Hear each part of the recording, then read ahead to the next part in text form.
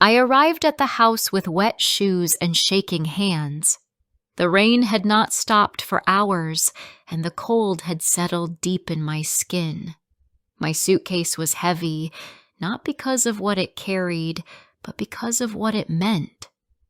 I had promised myself I would never return, but life has its ways.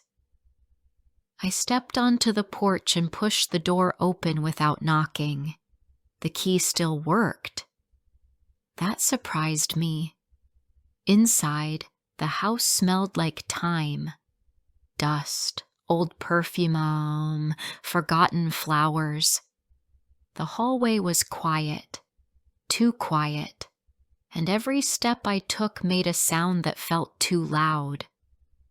I walked past the family photos on the wall, noticing that my face was missing in more of them than I remembered. It was like I had faded away before I ever left. In the living room, nothing had changed. The same furniture, the same dark curtains, the same cold air. My mother was sitting on the couch with a blanket on her knees, reading a book she never finished. My father's newspaper was folded neatly on the table as if he had only stepped away for a moment. But I knew better. Some moments lasted years. I sat down without being asked. No one looked up. I had called 2 weeks ago to say I was coming. No one asked why. No one asked how I was. I had lost my job, ended my relationship, and packed my life into one bag. But none of that mattered here. This house was a place where silence lived. They asked about my work the way people ask about the weather. Out of habit, not care. I gave short answers. They gave short nods. I felt like I had broken something by coming here, like I had disturbed the air in a room that wanted to stay still. I watched the rain hit the window and wondered how long I could stay before I became invisible again. In the kitchen, my sister was making tea. She moved like she owned the house now. She had never left. She had stayed, married a man from town, and became everything they wanted. I stood near the fridge for a while, waiting for her to look at me. She never did. She poured 2 cups of tea, both for herself and our mother. Nothing for me. I did not speak. I turned away and walked upstairs. My old bedroom was smaller than I remembered. The posters were gone, the books were gone, and even the bedspread had been changed. It looked like a guest room. I sat on the edge of the bed and looked at the empty shelves. I had once filled those with dreams. Now they were bare, like they had never held anything at all. I lay down and closed my eyes. I could hear voices downstairs, soft and full of stories I was not part of. They laughed at memories I was not in. They talked about people I did not know. I pressed my face into the pillow to make the sound go away, but it did not go away. It filled me like water rising in a sinking boat. When I was young, I used to sit in this room and cry quietly so they would not hear. Now I was older, and I still cried quietly. Not because I was afraid of being heard, but because I knew no one would listen. After a while, I walked back downstairs. My sister was talking about her son's school play. My mother was knitting. My father had fallen asleep in his chair. I sat on the floor near the fireplace and stared at the unlit logs. I had so many things I wanted to say. I wanted to tell them that I was not okay, that I needed them, that I was tired of pretending. But no one looked at me. No one asked. So I said nothing. That night at dinner, I sat at the table and listened to them talk. They passed dishes and shared jokes. They mentioned names I had never heard. They laughed at things that were not funny to me. I felt like a visitor at someone else's celebration. When I tried to speak, no one reacted. It was like my words fell into a well. Before we continue, I would love to know, where are you listening from?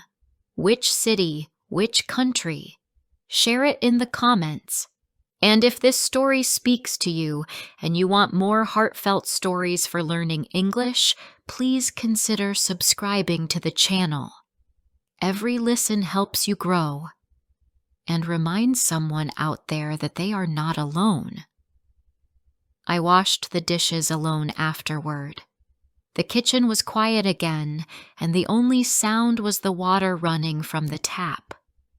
I took my time because it was the only moment I felt useful. When I finished, I stood there for a while, staring at my reflection in the window.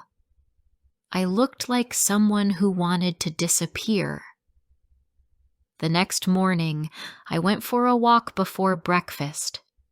The sky was still gray, and the air smelled like wet leaves. I walked past the school where I had cried behind the gym wall. I passed the shop where I used to buy candy with coins I found between sofa cushions. I saw a version of myself in every corner, young, lonely, hoping to be seen. I stayed in that house for 2 more days. I cooked meals no one thanked me for. I cleaned rooms no one noticed. I answered questions with smiles and silence. I watched the people I called family live their lives as if I had never come back. I watched them forget me in real time. On the 3rd night, I sat alone in the garden. The stars were bright, and the cold air touched my skin like a whisper. I remembered sitting there as a child, waiting for someone to join me. No one ever did.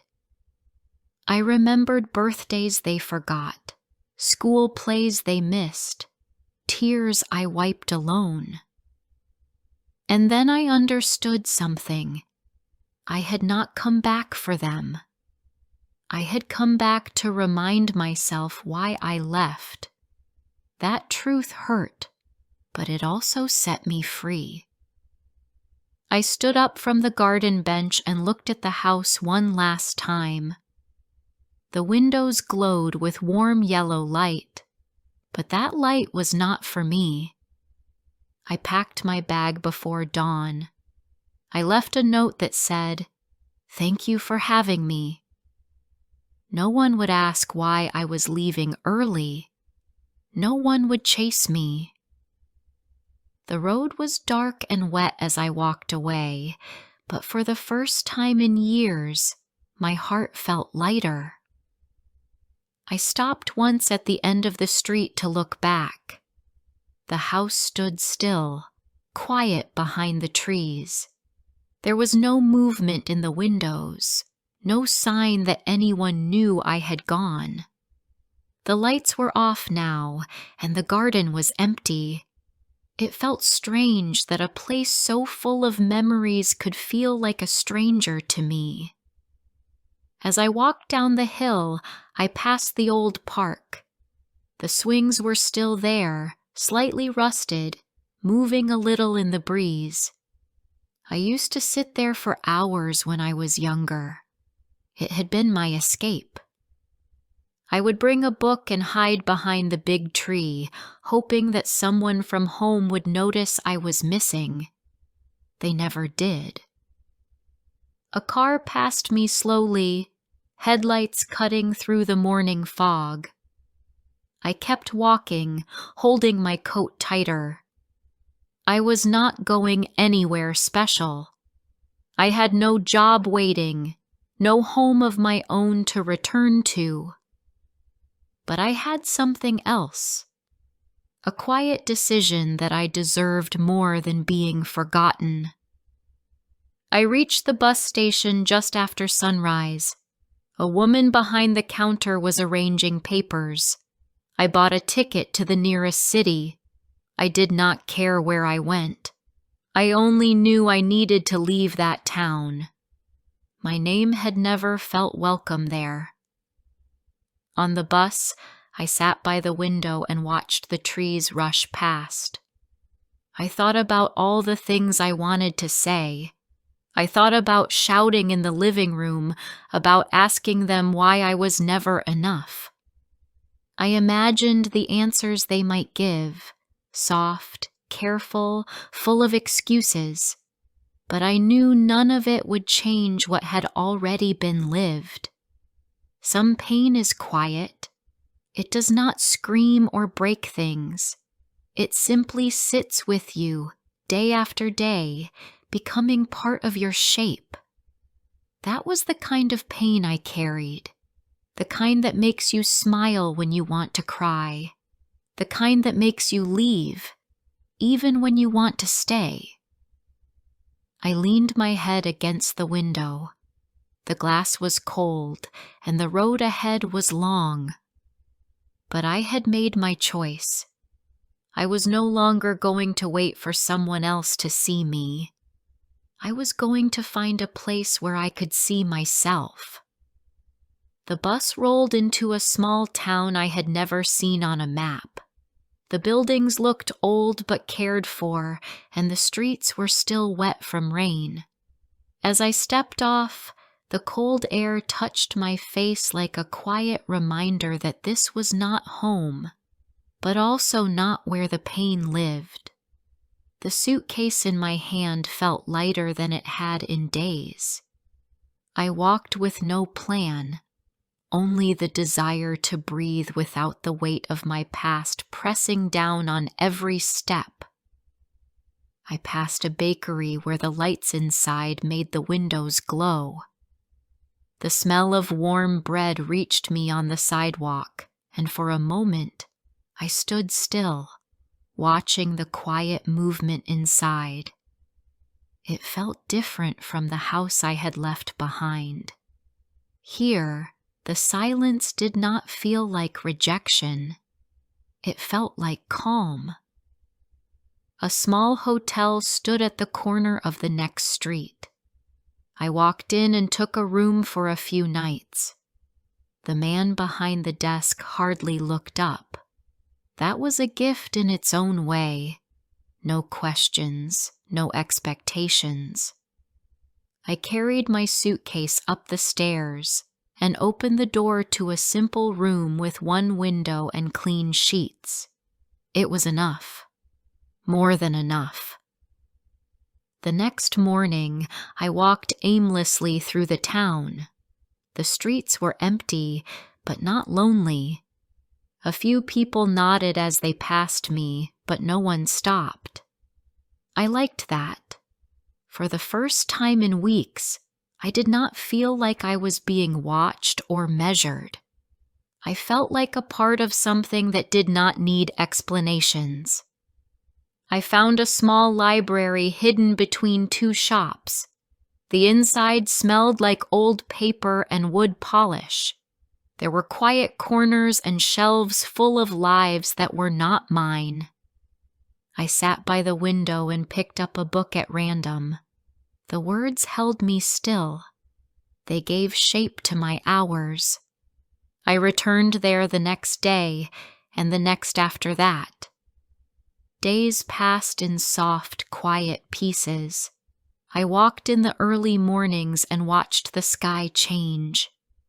I visited the same bakery each day, not always to buy something, but just to stand in a place that felt warm. I spent my afternoons by the river, watching the water move. It reminded me that things could keep going, even when they seemed still. I wrote in a notebook I bought from a small shop. I did not write long stories or beautiful lines. I wrote short sentences that felt like truths. One page simply said, "I exist." Another said, "I am learning to breathe again." These words were only for me, but they gave me something to hold on to. Each evening, I cooked something simple in the shared kitchen at the hotel. I did not speak to the others. We moved around each other like gentle ghosts. There was comfort in that. I had spent years trying to be seen. Here, I was not seen, but I was also not judged. That was better than I expected. I thought often about the house I had left. I remembered moments that still hurt. Birthdays spent alone in my room, family dinners where my voice was missing, holidays where I watched from the side. I had wanted their love so badly. I had worked hard to earn it. But now I was starting to understand that love should not need to be earned with silence. One afternoon by the river, I watched two birds chase each other in the sky. The wind moved through the trees, and the sound reminded me of soft laughter. I sat for a long time, letting the sun fall on my face. That moment did not heal everything, but it opened something in me, a small place where hope could rest. By the end of the second week, I knew it was time to move again. I packed slowly, folding my clothes with care. I cleaned the small room and left a note on the bed. I had no destination in mind, only the feeling that I was no longer running. I was choosing to move forward. I walked one last time through the streets of the town. The sky was clear, and the buildings stood quietly in the sunlight. I passed the bakery and paused for a moment. I looked through the window and felt something I could not name. It was not joy. It was not sadness. It was something softer, something honest. As the bus pulled away, I looked out at the town. I had not made friends. I had not built a life. But I had taken space. I had given myself permission to rest. I had remembered that even in silence, I was still whole. That was enough to carry me into whatever came next. I arrived at the next town before evening. The streets were broader, the buildings newer, and the air a little warmer. I did not search for meaning in it. I simply noticed it and moved forward. I found a small room above a quiet cafe and paid for 1 week in advance. The room was plain and white, with a window that opened to a view of bicycles and flower stalls. It was enough. Each morning I left the room and walked without purpose. I passed people on benches, old couples with linked arms, and children laughing near fountains. Their lives moved in loops I did not understand. I felt like a visitor in a world where I was not expected. And strangely, that was a comfort. I was used to being invisible, but here it came with freedom. I found a park not far from the center of town. It had trees wide enough to rest under and paths smooth enough to walk for hours. I returned each day with my notebook, writing lines that had no pattern and no audience. Sometimes they were memories. Sometimes they were promises. I wrote one that simply said, "I deserve peace." One day, as I sat beneath a tree, I remembered a time when I was 7 years old. I had painted a picture in school and brought it home with pride. I showed it to my mother. She placed it on the table without a word and never looked at it again. I had kept the paper hidden in a drawer for years, believing it was not good enough. Now, that memory made me ache, not because of the picture, but because of how badly I had wanted to be seen. The park became my daily ritual. I began to recognize the people who passed, the woman who walked in circles with a baby in a red coat, the teenager who skated back and forth with music in his ears, the man who sat near the pond with a book he never seemed to read. We never spoke, but our patterns danced around each other. In some small way, we all belonged to the same silence. I started cooking again in the small kitchen upstairs. I made dishes I remembered from old books, not from my childhood. The smells filled the room and stayed on my clothes. It made me feel like I was building something, not a home, but a habit. Something steady, something mine. Evenings passed in soft light. I walked near the cafe, watched people gather around tables, and returned to my room before night fully fell. I stopped checking messages. I stopped thinking about explanations. My absence had not been questioned. That was its own answer. One night, I sat on the edge of the bed and read back through my notebook. The early pages were heavy with sadness, but as I turned the pages, I saw something else. I had written about rivers, about birds, about the way light changed through trees. I had begun to notice the world again. I had begun to want to keep it. I stayed in that town longer than I had planned, not because it became a home, but because it gave me enough quiet to begin dreaming again. I dreamed of writing more. I dreamed of taking a train south, of walking by the sea. I dreamed of a place where I would not feel like an extra piece in someone else's puzzle. And one morning, I decided to go.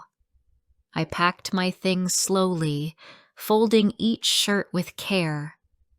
I left behind a clean room and a note that said thank you, not because I had been treated like family, but because I had been allowed to heal in peace. At the train station, I bought a ticket to a place I had never been. I did not search for it on a map. I wanted surprise. I wanted movement.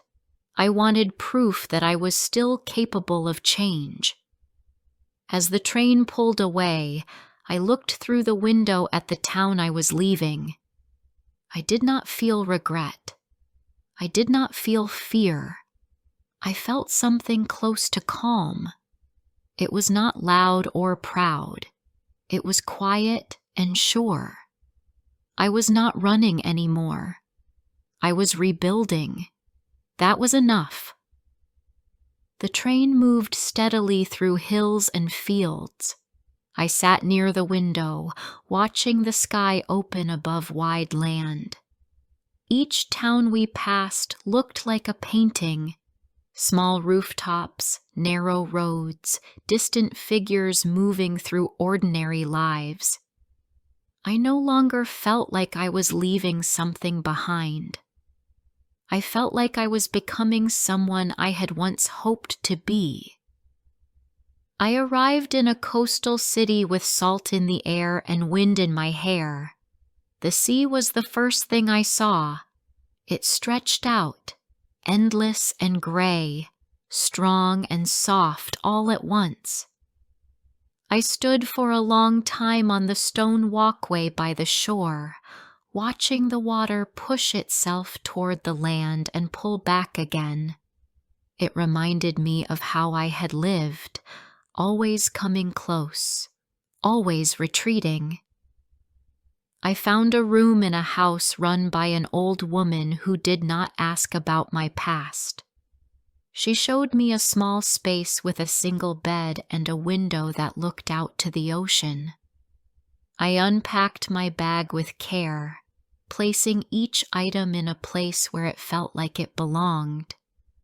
For the first time in years, I opened the window without fear of being seen. My days began to follow the rhythm of the sea. I walked every morning along the beach, letting the cold water touch my feet. I picked up stones, not because they were special, but because I wanted to remember that I had stood in that place. Each step I took felt like a small piece of freedom.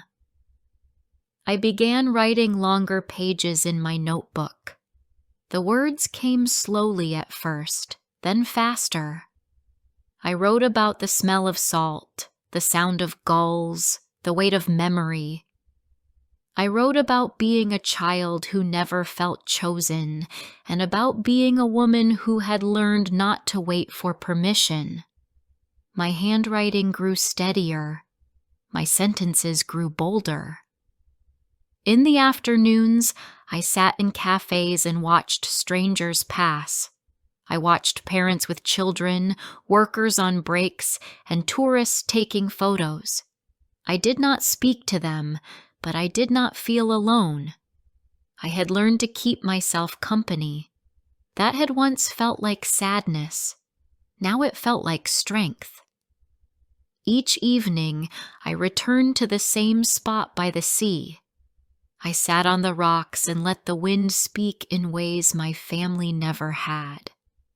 I thought often about the last words I heard before leaving.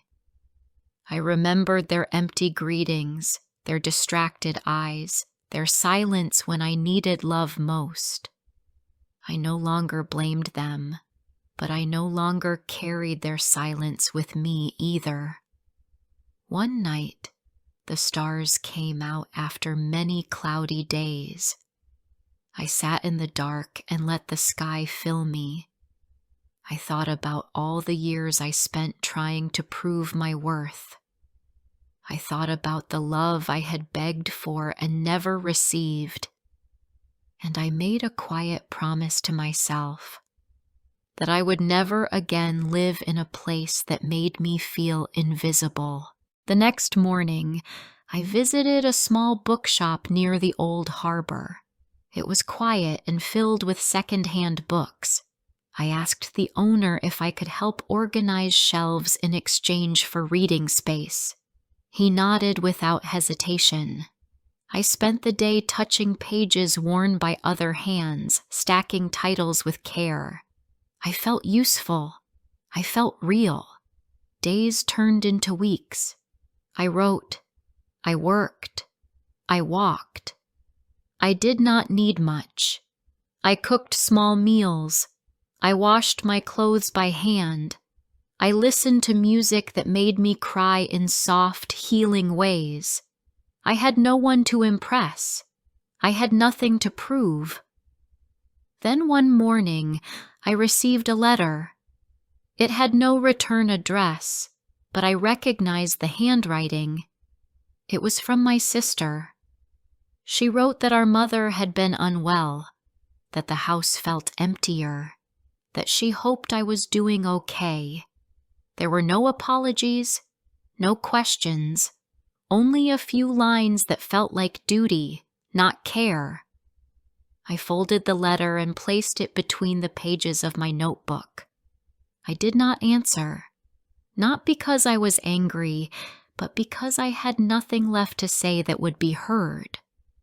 I had spent too many years speaking into silence. Now, I spoke only where I felt safe. I continued walking by the sea each morning. I started saving money from small jobs. I planned to travel farther, to see cities I had only read about. Not to escape, but to grow.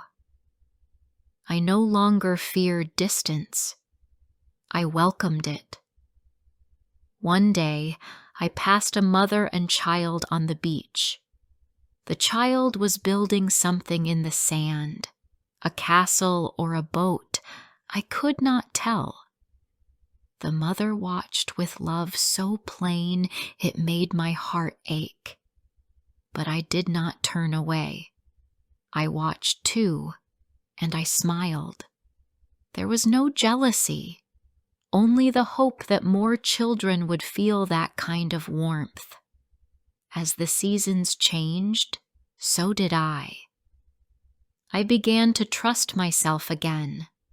I made a list of places I wanted to see, books I wanted to read, things I wanted to create. I was no longer waiting for permission. I had taken back my name, my voice, my worth. On the last day in that city, I walked once more to the water. The sky was wide, the waves steady. I picked up one final stone and held it in my palm. It was smooth, shaped by time and pressure, like me. I closed my eyes and breathed in the salt air. I was no longer the girl who waited to be loved.